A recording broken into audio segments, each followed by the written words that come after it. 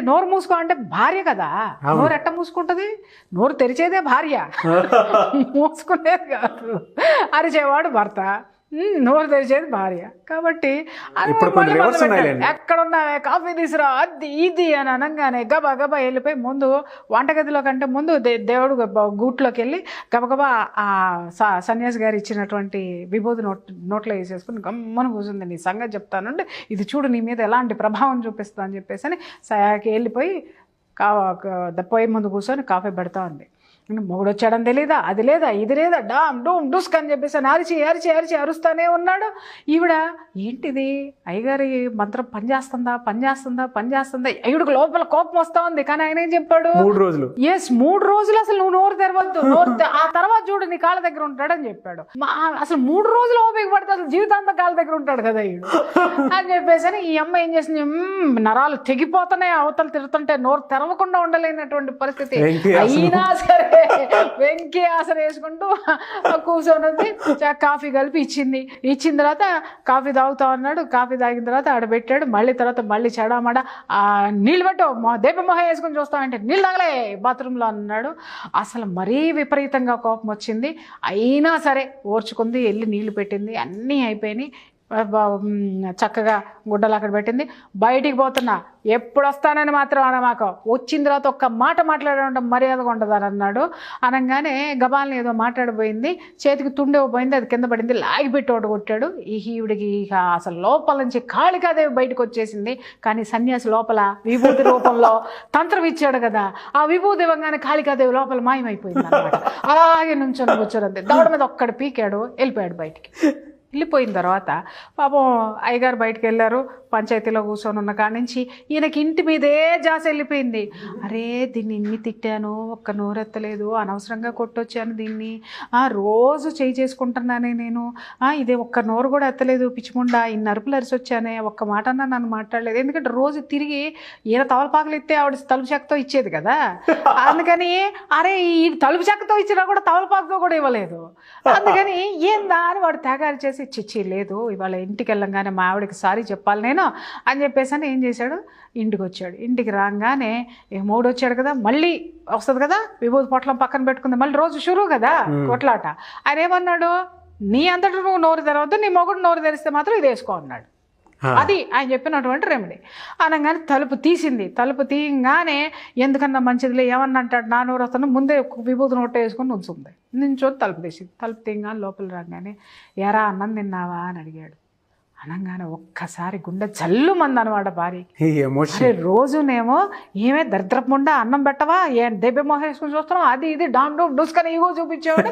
యారా నీకు అన్నం పెట్టాలో వండింది కాక తింటే తిని ఉంటే ఉండు అని చెప్పేసి ఈవిడ వేసుకునేది గొడవ.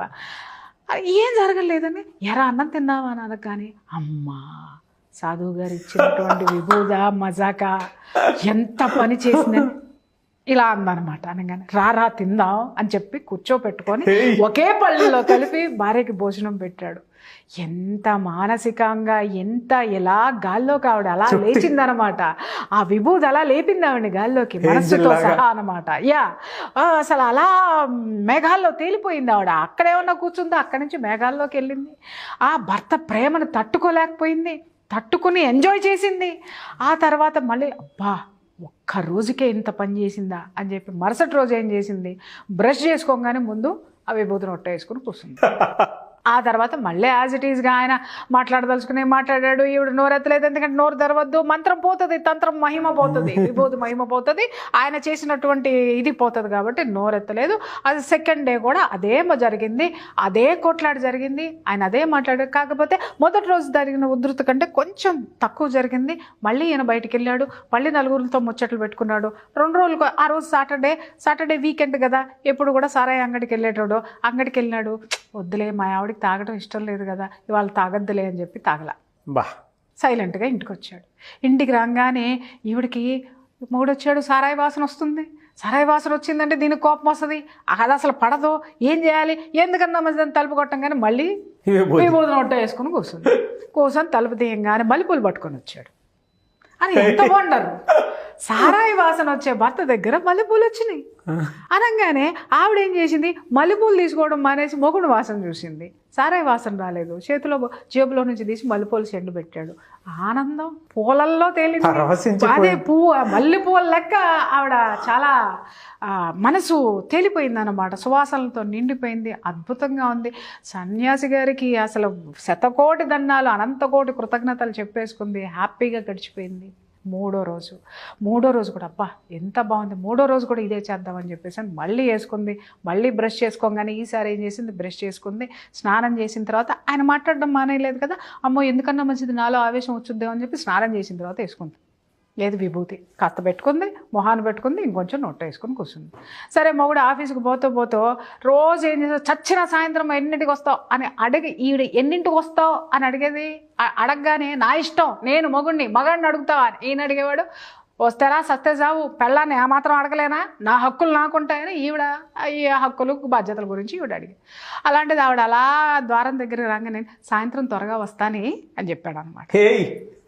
మూడో రోజు ఎంత ఇది చేంజ్, దవీజ్ మహిమ, విభూతి మహిమ, ఆవిడ వండర్స్ అనమాట. ఎంత వండర్ఫుల్గా ఉంది అసలు ఇది. ఏంటి నా భర్తలో ఇంత మార్పు, సన్యాసి గారు ఆయన ఎంత తపస్వి, ఆ తపస్సంతా నాకు దారబోసి విభూతిలో పోసి ఇచ్చినాడు, ఏందిరా బాబోయ్ అనేసి ఆ రోజు మళ్ళీ ఆయన చెప్పాడు, అమ్మ నేను మళ్ళీ 3 రోజుల తర్వాత మళ్ళీ పక్క ఊరికి వెళ్ళి వస్తాను, వచ్చినప్పుడు మళ్ళీ కలువు స్వామి. ఈ లోపుకు ముందే అడిగింది అనమాట, స్వామి 3 రోజుల తర్వాత మా ఆయన మారతాడా అని అంటే, 3 రోజుల తర్వాత నేను మళ్ళీ వస్తానమ్మా, మళ్ళీ వచ్చినప్పుడు కలిసి నాకేం జరిగిందనేది చెప్పు అని చెప్తాడు. ఆ రోజు మరి ఆయన వస్తాడు. సాయంత్రం గబగబా స్నానం చేసింది, అయ్యవారికి కాసిన 4 పళ్ళు తీసుకొని వెళ్ళింది, ఇచ్చిన తర్వాత మొక్కేసిక్క, స్వామి మీ తపస్సు మహిమ ఎంత గొప్పది స్వామి, అసలు ఏమన్నా ఉందా, అసలు మీ విభూతి మహిమ ఏదన్నా జరిగిందా, అసలు నా జీవితంలో అద్భుతాలు జరిగిపోయినాయి, అసలు ఒక్క మాట నా భర్త ఎంత మారిపోయినాడో అని చెప్పేసి మాట మాట్లాడింది. అనగానే మళ్ళీ ఏం చేశాడు, ఇంకొక పొట్లం తీసి ఒక గుప్పెడు తీసి ఇచ్చి, అమ్మ ఈసారి 40 రోజులు చెయ్యి, ఇక జీవితాంతం నీ భర్త అలాగే పడు. ఆవిడ అలాగే తీసుకొని పోయిన తర్వాత మళ్ళీ 40 రోజుల్లో ఈలోపు భార్యాభర్తల మధ్య అనుబంధం పెరిగింది, అన్యోన్యత పెరిగింది, ప్రేమ అనురాగం అన్నీ వచ్చినాయి. 40 రోజులకు వస్తానన్నటువంటి ఆ సాధువు గారు మళ్ళీ తపస్సు చేసుకుంటానికి వెళ్ళి 2 సంవత్సరాలకు వచ్చాడు.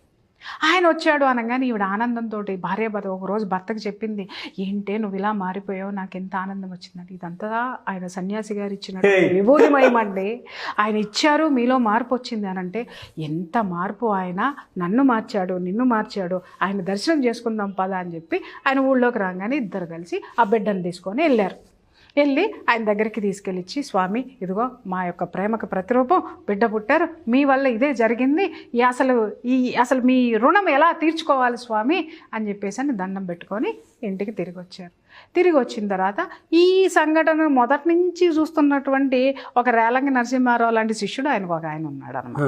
ఆయన అడిగాడు, స్వామి అసలు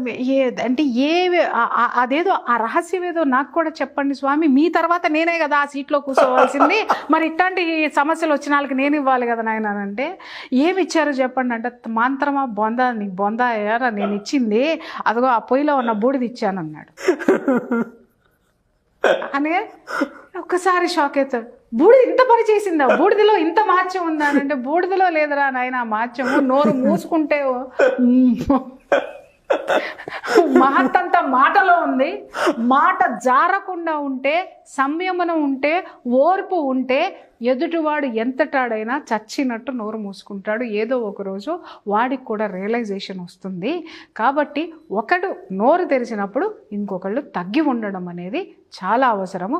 ఆ రహస్యం వాళ్ళకి తెలియాలని చెప్పేసి ఈ విభూతి రూపంలో నేను ఇచ్చాను. ఇప్పుడు వాళ్ళు ఏమనుకుంటారు అనంటే, మార్పు వచ్చింది అనుకుంటున్నారు, వాళ్ళల్లో విభూతి తెచ్చింది అనుకుంటున్నారు. నేను ఇచ్చింది బూడిదనైనా, మార్పు తెచ్చింది మాట.